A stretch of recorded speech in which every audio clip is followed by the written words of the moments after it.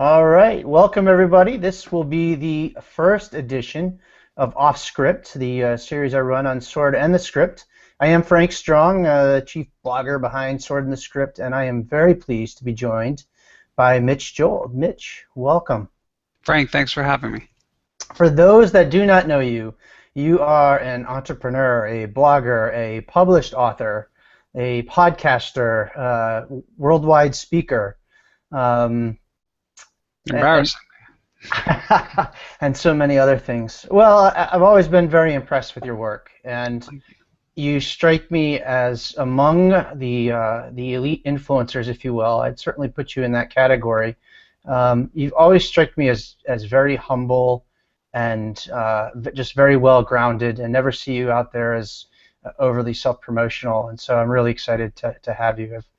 I've read your content, listened to your podcast for a long time.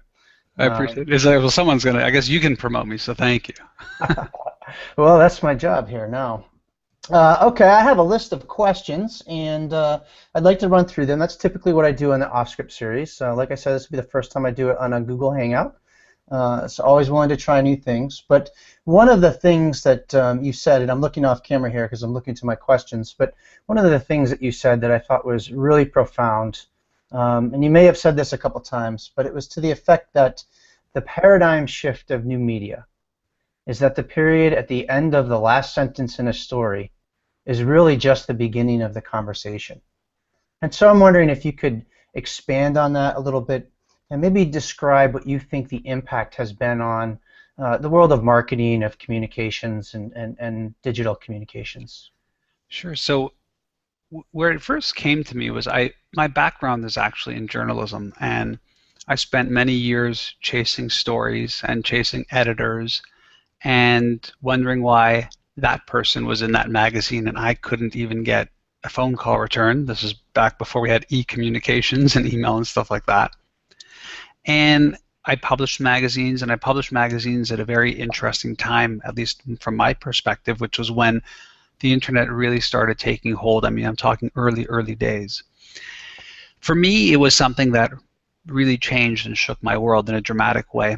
My father used to own a pharmacy, and the corner store was like a newsstand, and I would go into that newsstand and I'd like pray that there'd be like a new edition of Circus Magazine or Hit Parade or whatever metal magazine I was reading at the time. And typically I would go home with my tail between my legs and go into my room and under my bed where I kept my stash of magazines, read like last month's issue over and over. And the internet came on, and there was this website called All Star. And All Star had 4 or 5 new news items every day, and it blew my mind. I couldn't believe that every day 4 new news items. How crazy is that?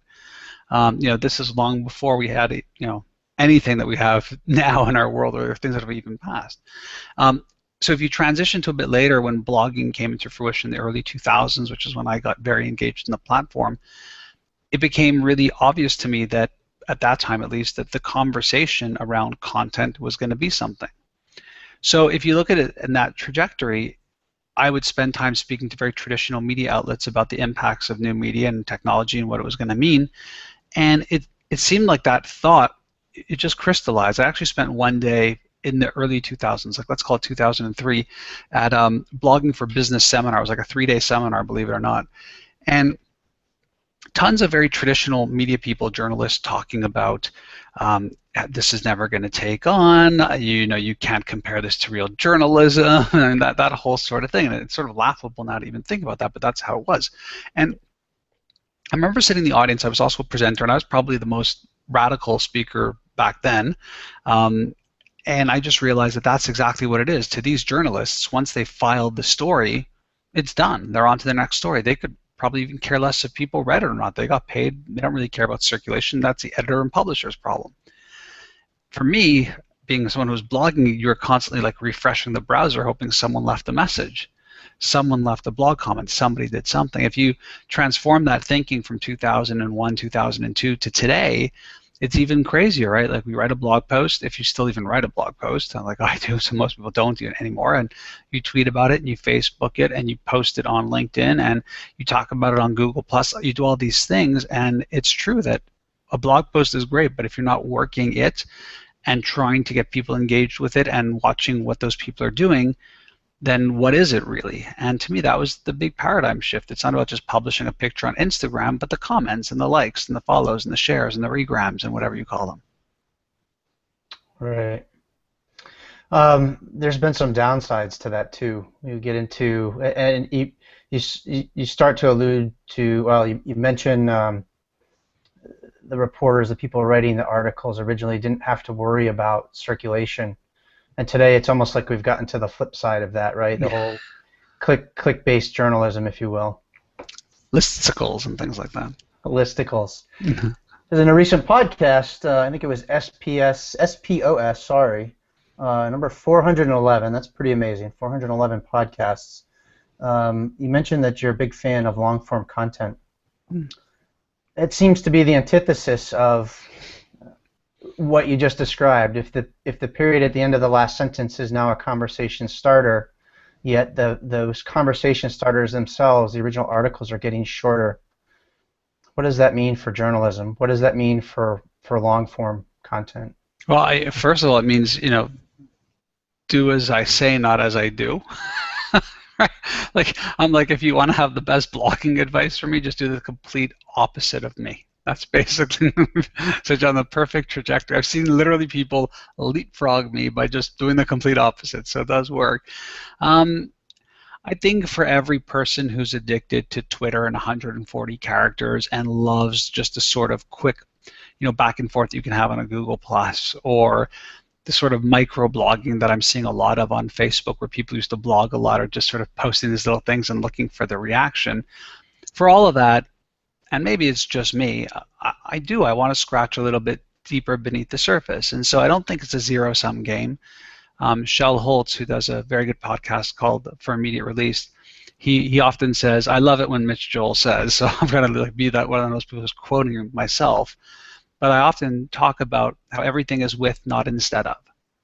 That I don't think, I do believe that what's happened in terms of the progression of all this has just been an additive formula to a platform. And yes, people's times are limited, and their ability to consume all this has changed for sure, but I still believe that with that, people want depth of content, some people, and the people who don't are probably, engaging in Twitter and reading tweets and doing all this stuff, which is great, because before that, those same people were probably just sitting back watching TV without any interaction, maybe with anybody, and they probably weren't, watching anything that intense or that has depth to it. So I think from a journalism perspective, it lays a great foundation, which is that if you're a journalist doing long-form content, you can spend all of your time really focusing on the core audience that wants to connect with you.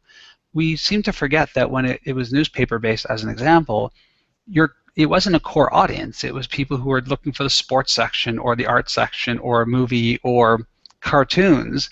And then if they happen to stumble on you and then read you, would they read you again and again? I think what we're just able to do is splice that type of audience up a little bit more and find your niche. What I find most powerful about this, and the power that it means in terms of journalism, is that it allows each writer to actually really dig very, very deep and find their audience and try and connect with them and add value to them, and then hopefully in the process get somewhat exploratory and be able to try out different things and engage with them more. So I actually think it's quite good. I do think from the business side, that's where the challenge lies. Like, how do these traditional publishers make the same type of money that they were making in a world that was very, very different? And I don't think that has to do with necessarily the content. It has to do with the delivery mechanism. Yeah. If I could, I'd like to drill down on that a little bit, because you just said something that's pretty interesting. So do you think that the digital world has given a boost to the byline? Do you think that people in a digital age have a stronger connection or relationship with the people whose name is in that byline than they did in, say, a print age where you had a weekly columnist that would come out every Thursday or whatever it was on whatever topic? Yeah, I don't know if those two are disparate thoughts, right? Like, I think that if you think about it from that perspective, I would say that what the internet enabled is more people to be like that editor, to be like that cont ed person. There's just more platforms for it. It's not limited to, well, we only have 2 pages in the paper, and so we're going to only take these 3 people and have them do it. What the digital content enabled is anybody to have that platform. what we're discovering is that some people love certain people on it, some people don't love certain people on it, but the opportunity to find out if you have an audience is very, very profound and powerful, which is what it is. Editors and publishers don't like that because, well, the scarcity model worked for them. We sort of like overcomplicate things. It's actually a lot simpler than that. Whether it's the business model or the content model, it doesn't matter. We went from a scarcity model to an abundance model. That's all that happened. And so the ability to pay for it because it's scarce diminishes or becomes more fragmented. The ability to distribute and get people excited about that content, same model. And it's just as simple. It really is, for me at least, as simple as that. I look at it and I go, well, for every magazine that was right to turn me down because I didn't have this mass audience, I think I have proven over my decade plus of doing this in particular form of content and publishing that I actually do have an audience. And looking back, maybe I have the humility to say it wasn't as big as maybe that would be applicable to those publications, but that's okay. It's the type of audience I'm looking for and trying to nurture, which gets me excited. It's good enough for me. Yeah, that's great, and that's a good segue too to the next set of questions that I want to ask. I want to dig into your business a little bit because you have built a business based on the world that we live in. And one of the things I noticed, or that I observed when I was looking at your bio in terms of preparing for this interview, is it appears to me that Twist Image has this model where you're sort of out in front and more of the evangelist, and you've got business development in your profile, and then you've got someone else that's working the day-to-day of the firm. And that's a model that I've seen several folks in roles similar to yours describe. And I wonder if you would characterize your role in that fashion. No, I wouldn't. What happened real simply is that back in 2002, when I joined my two other business partners, and now we're four total, I was just looking for a way to not do cold calls. I wasn't good at it. I didn't feel like getting in my car and driving down the highway and stopping off at every big company and saying, hey, do you need a website? It just wasn't in my DNA. My background was in publishing. My background was in writing. I had a very different type of vision for what I felt a marketing agency could and should be in what I was considering the more modern digital age. And in speaking to my business partners about it, I thought that would be a more viable channel for us, and at the same time build a more powerful brand, a very personal brand too, because it was me and it would be my face and it would be human, which is not something you really saw in agencies. The people like me in agencies were the black box. They were the people kept in the corner that were only brought out in front of the clients as, look at what we have, and look how smart they are and how they think about digital, whatever it is. And part of my passion was to demystify that for sure. But day in and day out, my role is actually very much engaged in the industry for sure, but in the actual client work. I'm very hands-in and nose-in on a lot of clients in particular, and I spend my day primarily thinking about what their problems are and how to solve them. If you look at my blog and look at the podcast, it's actually published very, very late at night when my clients are all tucked in bed, comfortable with all the great work we've done, hopefully. But the bulk of my time really is spent on that. Do I work with a ton of the teams at the agency? I don't, because I also don't want to be the person where it's always the default to, which was a very challenging thing for us as an agency to do over the years. How do you make it so that it's not the Mitch show? And I never wanted it to be that. And I was very clear to clients from day one that I'm not your day-to-day, and I'm not we work with very, very smart people here, and I'm totally available as needed and super responsive to everybody.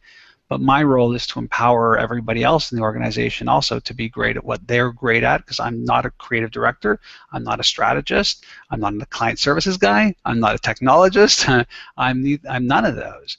I'm a person with ideas and thoughts about how brands can better connect with their customers. That's all I do. So you're right in the sense of it is a brand that's been developed. You're right in the sense of my partners are really passionate about letting me think like this and act like this, and it's been very successful for the business, but day to day I'm actually very engaged. That's refreshing to hear.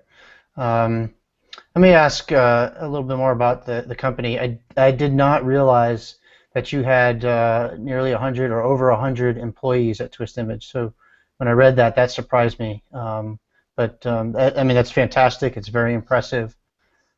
But it gets to 100 employees, to me, gets to be a a pretty decent sized agency. Like it's not a small organization anymore. Not what I would classify as a small Yeah. business. Well, I mean, it still would be considered by sort of government levels a small business, but um, in Sure. terms of what we are in the industry, we're based in Canada. We have offices in Montreal and Toronto. Up until very recently, we were the largest independent pure play digital marketing agency. We were recently acquired by WPP, which is the largest communications advertising network in the world.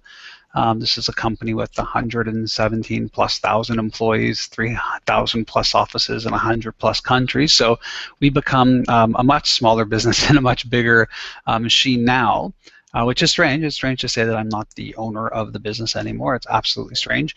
So you're right in the sense of I think people see me and Twitter and they go, oh, it must be like a guy with a bunch of people who work remotely consulting and not doing anything. We've been doing this for 14 years. We have over 100 people. We work with clients like Walmart and TD and the Dairy Farmers of Canada and Google and the Montreal Canadiens, and I could go on, helping them with some pretty big and intense digital challenges and helping them overcome that. And that's what's always been at the core of it. But I understand when people see it, it's they just see another face, and so to them it could be a solopreneur or who knows what else. And you're right. And typically you don't see many people like me in agencies of this size. Typically it's like the agency voice, which I think is Right. too bad because I would love to hear more individual voices. Right. I think it's amazing. 100 people, in my opinion, is a large organization for an agency, and you've been at it for a long time, so that's impressive. Thanks. What what is the impact in an organization like that of your influence, your brand, if you will? I'm not a big fan of the idea of a personal brand, but you clearly have one. What is the impact in terms of internal communications and your management of people day to day? Well, I think it's great in the sense of people don't have to go far to see vision of a company. They just go to the same blog post that you look at or listen to the same podcast you do or follow the tweets and go, I understand what I'm a part of. I understand what we're passionate about and what there's a vision for.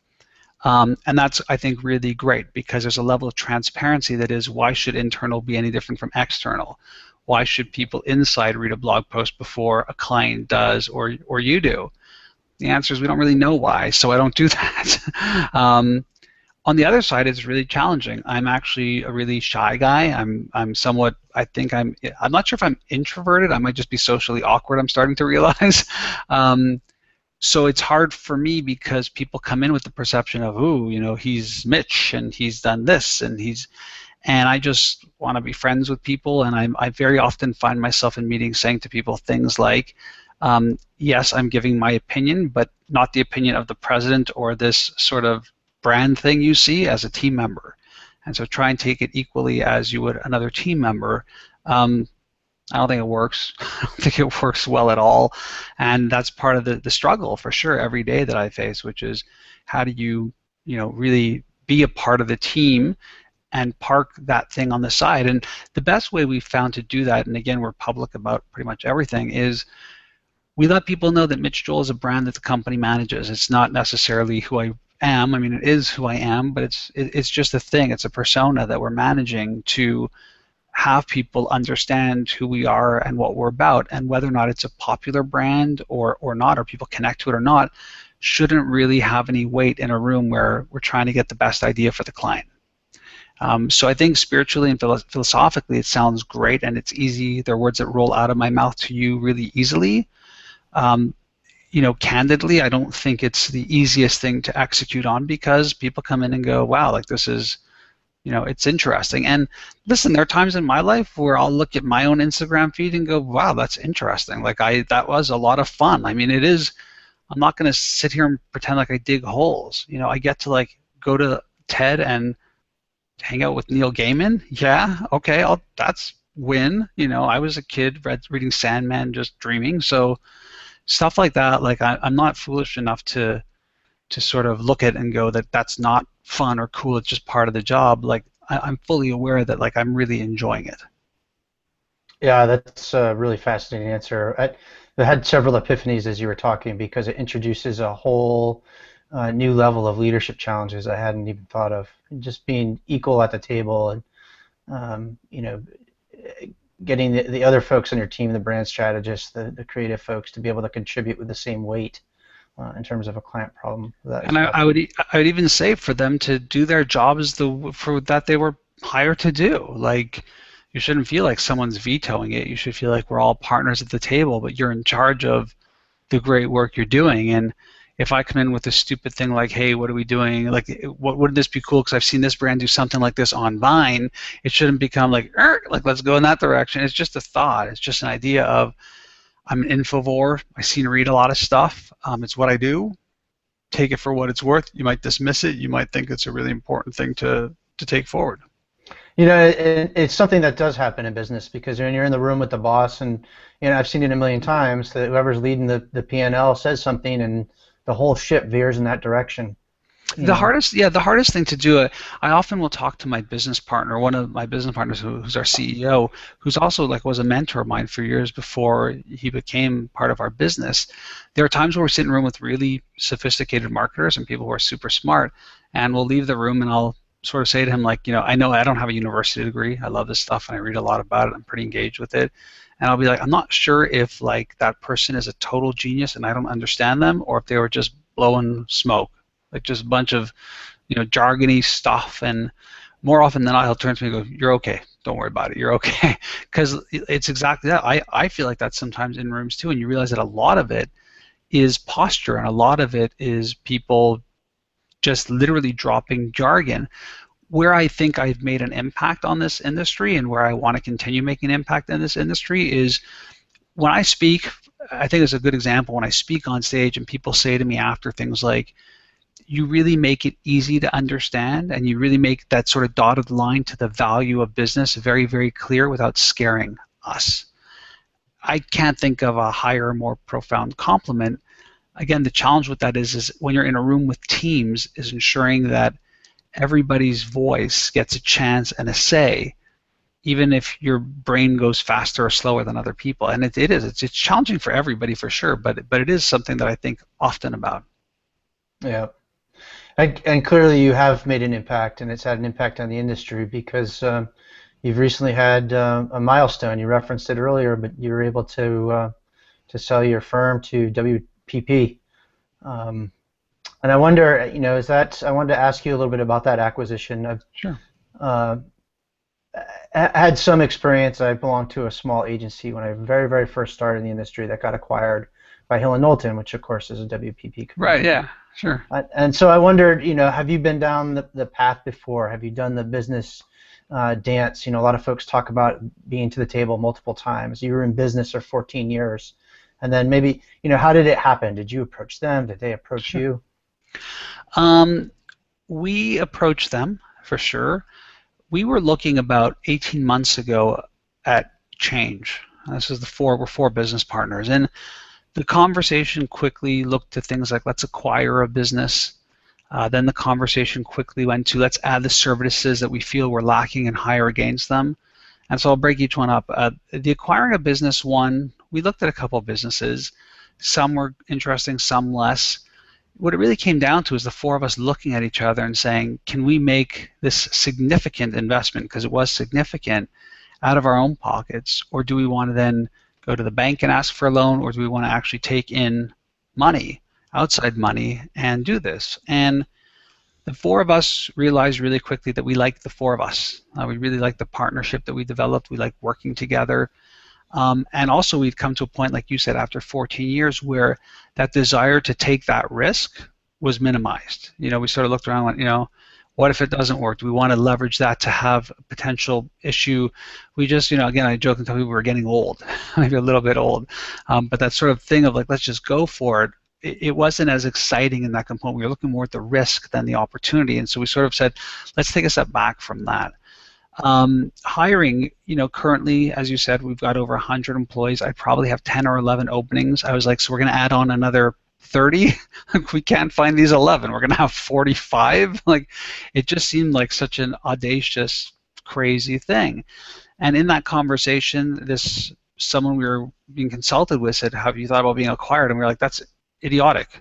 how do you grow by being acquired? It just seems so counter logical. But when we actually looked at it and spoke to this individual and broke it down a little bit, it made a lot of sense. But we didn't want to put a for sale sign on the front lawn. It wasn't what we were about. We weren't trying to sell the company. We wanted to grow the company. And so we just did an exercise where we looked at which outcomes we would want the four partners equally to be going down that road. If we were to get those, what type of scenarios would we want to find ourselves in? And we were very fortunate. We chose a very strategic direction. We met a handful. Most of them were very interested in us, which was very, very flattering. And it just became abundantly clear very early on in the process that WPP was a very strong contender for a myriad of reasons. The infrastructure they have around data and analytics, which was a huge factor for us, the ability to scale, so for us to work within our market and then to grow digital globally. We're very passionate about marketing not being a vertical but a horizontal in organizations, and being a part of an organization like that gives you access to that level of audience. And I can go on and on for a bunch of other reasons, but it became really clear that they would make a great, we call it a partner, but we would definitely were acquired wholly. But we see it as a partnership because it wasn't an exit. People ask me, what's the exit strategy? What's your earnout? And my answer is always the same, which is I didn't think about my exit strategy yesterday, and I didn't think about my earnout yesterday. We did this to grow the business because the four of us are committed to staying there and being a part of it and want to see it grow, and that's why we're there. Yeah, that's fascinating. So are you going to continue to operate with some level of autonomy, or will you be integrated into one of the other businesses? I don't know about being integrated. I think that we would want to be aligned. You work better in networks when you're aligned, whether it's with, name any of the bigger shops that are a part of that. There's Y&R, there's JWT, there is a whole bunch of others. So yeah, you'd love alignment because being an island can be hard when we're this size in this type of market. But I think the idea was to keep us as at this point who we are. I'm open to it. Open to it. Do I have a choice? If they want to do it, they're going to do it, right? What I should say is that we went into this eyes wide open that could be an inevitability, and that we would be comfortable with that decision so long as it stuck to the handful of outcomes that the four of us wanted. But that wasn't one of the four outcomes. It's great to be autonomous. It's great to keep our name. It's great to do it.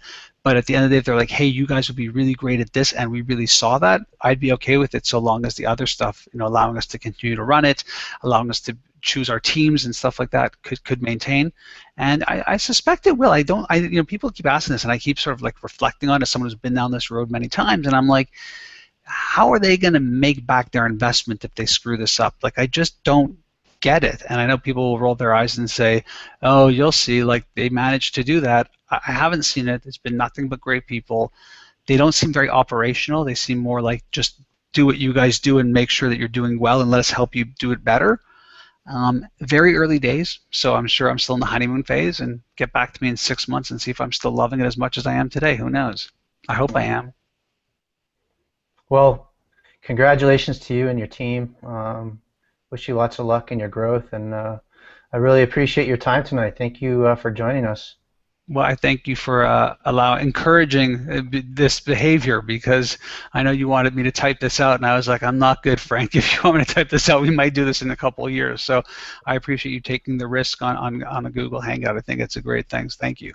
You bet. And speaking of typing, I will stay up late tonight while my clients are tucked away in their beds, and we'll sleeping perfectly well because you're a great agency, right?